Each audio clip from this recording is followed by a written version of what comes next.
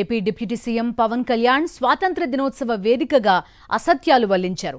వైఎస్ఆర్సీపీ ప్రభుత్వానికి ముందు అప్పటి టీడీపీ ప్రభుత్వ హయాంలో జరిగిన సుగాలి ప్రీతి అత్యాచార ఘటనను, ఇప్పుడు కూటమి సర్కార్లో సంచలనం రేపిన ముచ్చుమర్రి బాలిక అత్యాచార ఘటనను వైఎస్ఆర్సీపీ ప్రభుత్వానికి ముడిపెట్టారు.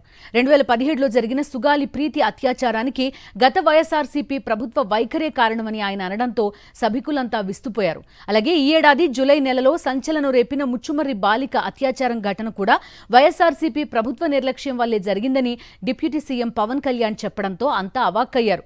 మహిళలకు భద్రత కల్పించలేని కూటమి ప్రభుత్వ అసమర్థతను గత వైఎస్ఆర్సీపీ ప్రభుత్వంపై నెట్టే ప్రయత్నం చేసినట్టుగా పవన్ కళ్యాణ్ మాటల్ని బట్టి అర్థమవుతోంది. మన ఉమ్మడి కర్నూలు జిల్లాలో 10 ఏళ్ల పాపలు, ఇంకా పూర్తిగా 18 ఏళ్ళు రాని పిల్లలు, 14 ఏళ్ళు 13 ఏళ్ళ పిల్లలు ఏ విధంగా మనకి మానానికి భంగం కలిగించేలా ఎలా ప్రవర్తించారో మనందరికీ తెలుసు. 14 ఏళ్ళ సుగాలి ప్రీతికి స్కూల్కి వెళ్ళడానికి ఇంటికి వెళ్ళిన సుగాలి ప్రీతి తిరిగి ఇంటికి రాలేదు, శవమే తిరిగి వచ్చింది. ఎటు చూసినా గత ప్రభుత్వ కాలంలో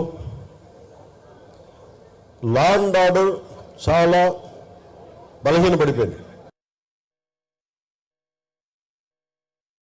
మన ఉమ్మడి కర్నూలు జిల్లాలో 10 ఏళ్ల పాపలు, ఇంకా పూర్తిగా 18 ఏళ్ళు రాని పిల్లలు, 14 ఏళ్ళు 13 ఏళ్ళ పిల్లలు ఏ విధంగా మనకి మానానికి భంగం కలిగించేలా ఎలా ప్రవర్తించారో మనందరికీ తెలుసు. 14 ఏళ్ళ సుగాలి ప్రీతికి స్కూల్కి వెళ్ళడానికి ఇంటికి వెళ్ళిన సుగాలి ప్రీతి తిరిగి ఇంటికి రాలేదు, శవమే తిరిగి వచ్చింది. ఎటు చూసినా గత ప్రభుత్వ కాలంలో లా అండ్ ఆర్డర్ చాలా బలహీనపడిపోయింది.